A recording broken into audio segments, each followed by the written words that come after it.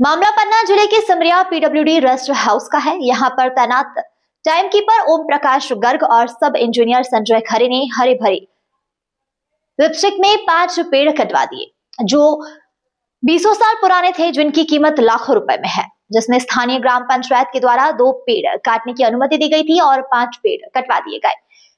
पेड़ गिरने की वजह से रेस्ट हाउस की बाउंड्री वॉल लगभग 30 से 40 फुट क्षतिग्रस्त हो गई, जिसमें विभाग का लाखों का नुकसान हुआ है। पेड़ गिरने की वजह से रेस्ट हाउस की बाउंड्री वॉल लगभग 30 से 40 फुट क्षतिग्रस्त हो गई, जिसमें विभाग का लाखों का नुकसान हुआ है। वहीं जब इस बात की जानकारी टाइम कीपर ओम प्रकाश गर्ग से लेनी चाहिए तो उन्होंने पूरी जानकारी देने से मना कर दिया और सब इंजीनियर संजय खरे को बताया कि उसके पास आपको पूरी तरीके से जानकारी मिल जाएगी। जब सब इंजीनियर संजय खरे से इस विषय पे पूछा गया तो उन्होंने कहा कि पेड़ों की अनुमति है। पूछा गया कि 2 पेड़ों की अनुमति थी लेकिन 5 पेड़ काट दिए गए। इस विषय पर आप क्या कहेंगे? हालांकि दोनों कर्मचारियों ने कैमरे पर आने से मना कर दिया। मीडिया को जानकारी लगने के बाद विभाग में हड़कंप मच गया।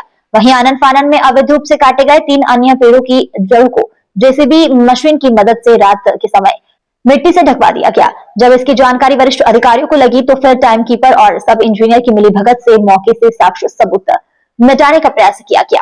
रात में कटे हुए पेड़ों की जड़ों को जड़ से खोदना चाहा लेकिन पूरी तरीके से खोद नहीं पाए। वहीं पेड़ कटे हुए आज 5वां दिन है, लेकिन रेस्ट हाउस के अंदर 500 पेड़ों की लकड़ी अभी तक अंदर नहीं पहुंची। अब देखना यह होगा कि आखिर ऐसे कर्मचारियों के ऊपर विभाग क्या कार्रवाई करता है। ग्लोबल इंडिया टीवी पन्ना से मनोज दुबे की रिपोर्ट। हमारे संज्ञान में ये मामला 2 दिन पहले आया है और सिमरिया रेस्ट हाउस से संबंधित है और हमारे विभागीय जो नीचे कामला है उससे फ़ोन पे जो बात हुई उससे ज्ञात हुआ है कि 2 पेड़ काटने की अनुमति सरपंच या स्थानीय जो भी संस्था है उसके माध्यम से प्राप्त की गई है। जबकि देखा गया है कि वहाँ पे 5 पेड़ काटे गए हैं। अब 2 पेड़ और 5 पेड़ में काफ़ी भिन्नता है। इसकी वास्तविकता की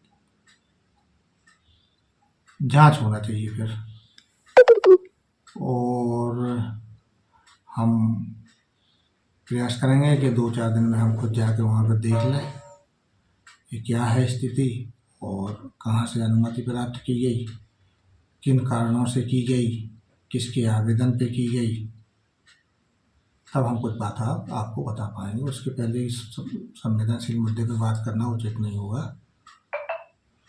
विभाग में मौजूद पीडब्ल्यूडी में जो टाइम कीपर है, टाइम कीपर के द्वारा तथ्यों को छुपाने का प्रयास किया गया है। जेसीबी से पेड़ों को ढांका गया है मिट्टी डाल के। ऐसे में 40 फुट लंबी दीवार भी क्षतिग्रस्त हुई है। किसको दोषी मानते हैं? ये आपका कहना है, आपने अभी बताया हमारे संज्ञान में आया है। अब बात रही समयपाल की या टाइम कीपर की, तो वो सीधे तौर पे हमारे नीचे काम नहीं करते हैं। समयपाल विभाग में सीधे तौर पे उपयंत्री के अधीनस्थ काम करते हैं और इस सब बातों की जब हम अवलोकन करने जाएंगे तो सारे तथ्य सामने आएंगे और उसके बाद हम कुछ शब्द कहें तो वो ज़्यादा उचित होगा। अगर जांच में दोषी पाए जाते हैं तो ऐसे कर्मचारियों के खिलाफ क्या कार्रवाई की जाएगी? जो शासन के नियम के प्रावधान होगा उसके तहत कार्रवाई होगी।